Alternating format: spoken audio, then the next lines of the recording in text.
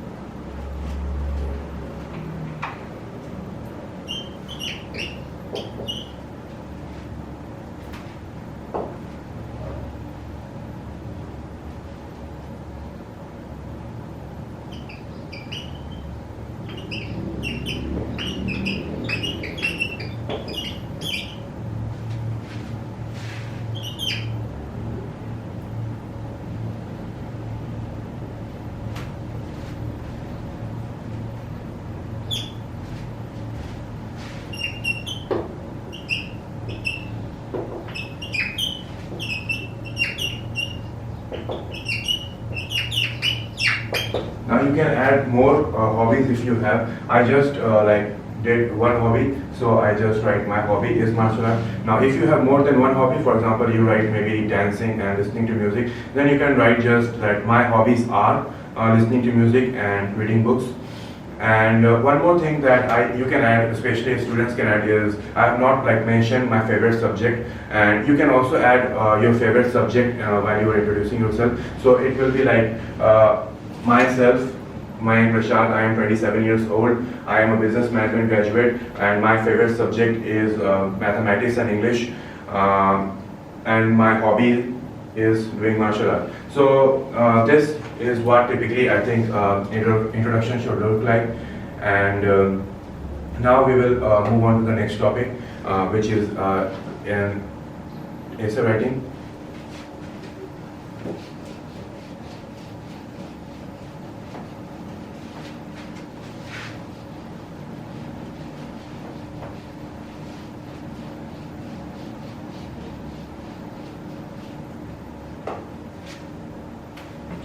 So essay writing are of many types.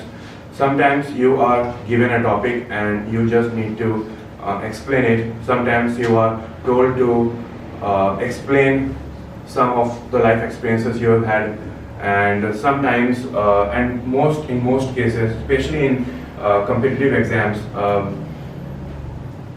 against and for topic is the most common. For example, for and against is an essay topic where you have to either take, you have to choose one side. For example, globalization. So is globalization important for a country or for its economic development, or it is hampering the economy of that country? So you have to choose one side, whether globalization is good for a country's economy or whether it is bad for a country's economy. So in those type of cases, there is a specific format that we follow, and that is, we have 4 paragraphs. The first is the introduction paragraph. The second is main body paragraph 1, main body paragraph 2, and the fourth is conclusion. So continuing with the example of globalization. So basically globalization is about opening its international doors to all the countries, like import and export, like developing a trade relation where you can import goods to a particular country and export goods from a particular country.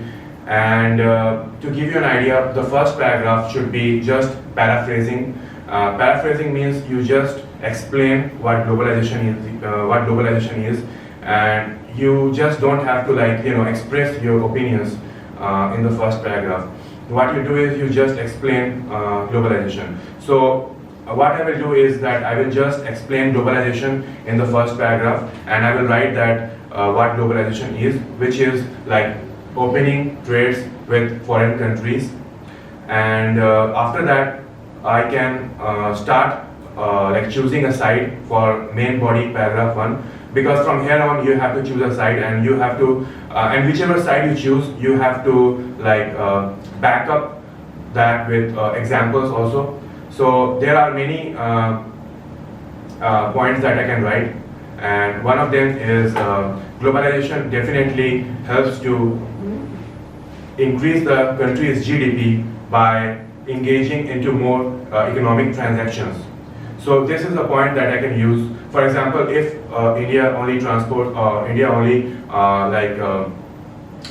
goods that are only manufactured in India, it might have the problem of running into more cost problems. So what India can do is India can outsource that product from a different country, and it will be more cheaper for them to import that product rather than making it by themselves. Because there are certain industries in the world which certain part of the world are specialized in. For example, Germans are known for manufacturing cars. Japan is known for technology, and India is known for IT. And so what the whole ideology is to export technology or service from a country that it is efficient in. So you don't have to incur the cost of extra cost of having that product or service.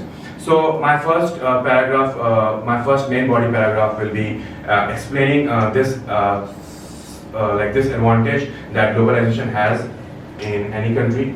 And I can give maybe a real life example. Maybe for example, I can give the example of India importing some musical instruments or some music items from Japan because because Japan has specialty in producing those goods, so it is way more cheaper for India to like import those goods.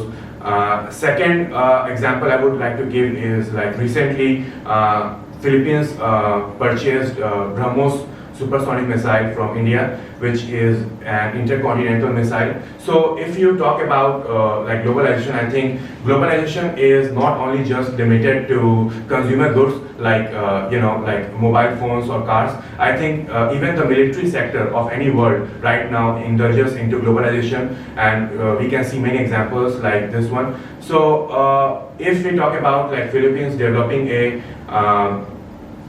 weapon of such caliber, then we know that it could take many years, and it could like it would be a huge investment for them to make a missile, intercontinental missile for themselves, and it will be also a very lengthy process.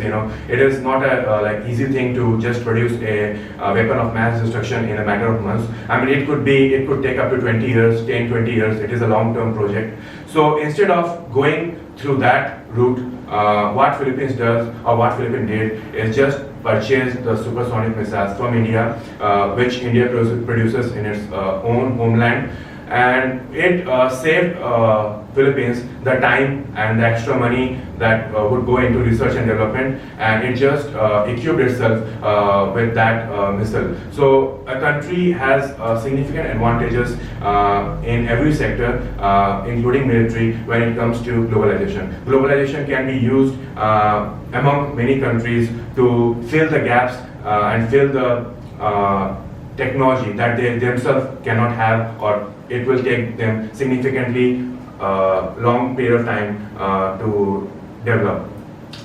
So for my second body paragraph, I can even further go into details regarding globalization and why I feel that significantly globalization is much superior in comparison to not being open to other countries. So another example that I can give is Japan.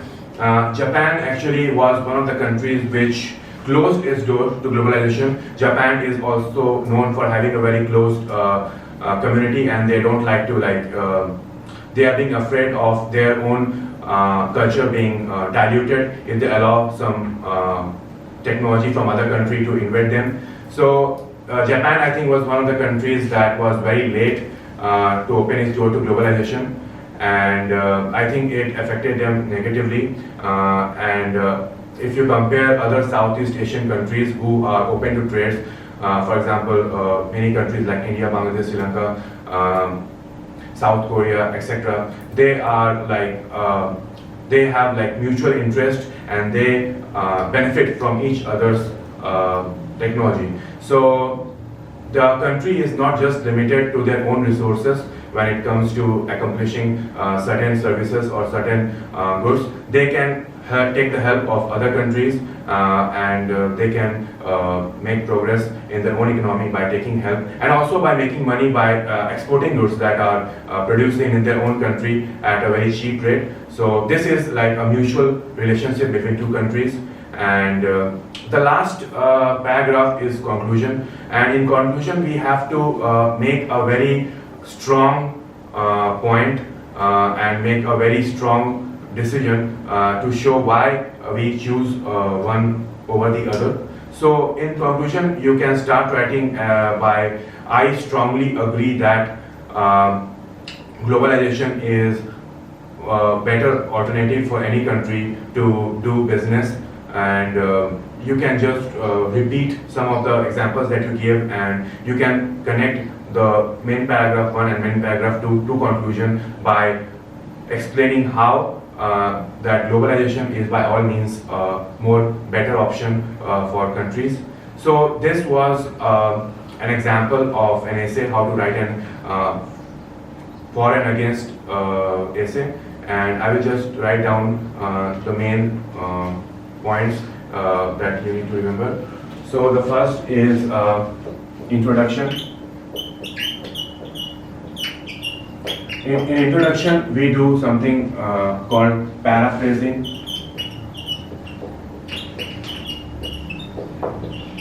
Paraphrasing means just explaining the topic. We not necessarily jump into the examples yet, but introduction is just for explaining the topic, you know, that when did globalization started. If you are taking the example of globalization, then we can, in introduction we can write that when did globalization started, which were the first countries to get involved into globalization, and what are the current tie-ups that countries have among themselves. For example, ASEAN being one of them, ASEAN. Then you have the European Union, which is, you know, the entire European country are connected with each other. They even don't need a visa to work in other European countries. Anyways, so paraphrasing, in introduction we paraphrase, we just explain the topic, and in this we do not give any points, whether we support or not. It is in the second phase, in the second paragraph, which is the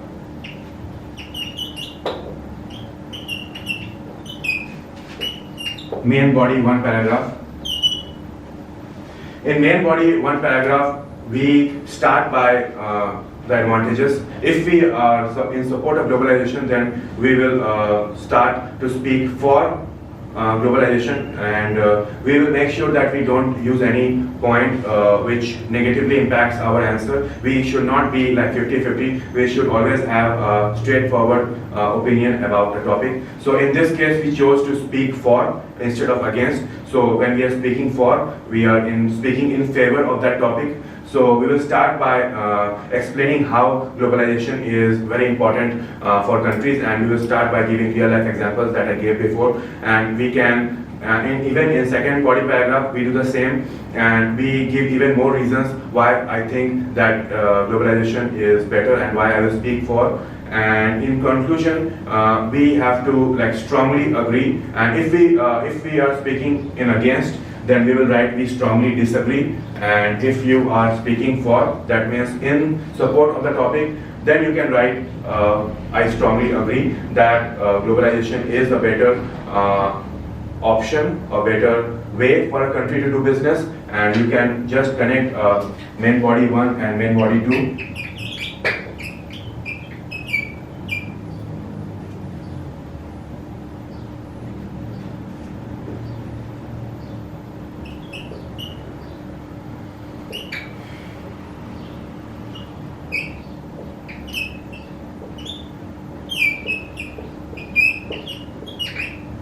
So these are the 4 phases of writing an essay. 1, 2, 3, 4. There are 4 paragraphs. Each have their own content, and I think this is how you should write an essay. To whenever you're given the topic of for, against,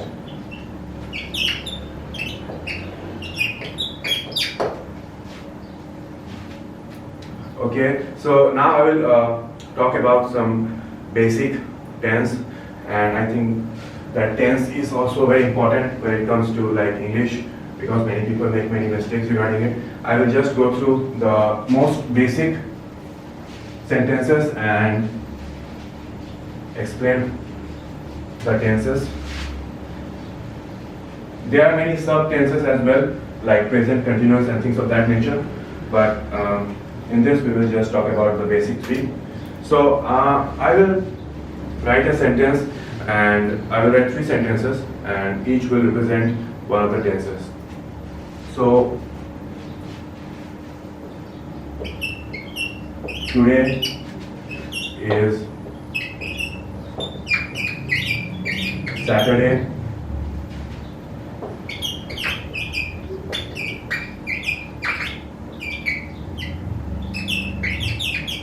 Yesterday was Friday.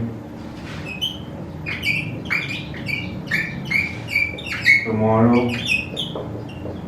will be Sunday. So as you can see that in this sentence we are talking about present, past and future. So in this is, whenever we are talking about the present tense, and in this case we have taken the example of the days. So today is Saturday, so we will write is.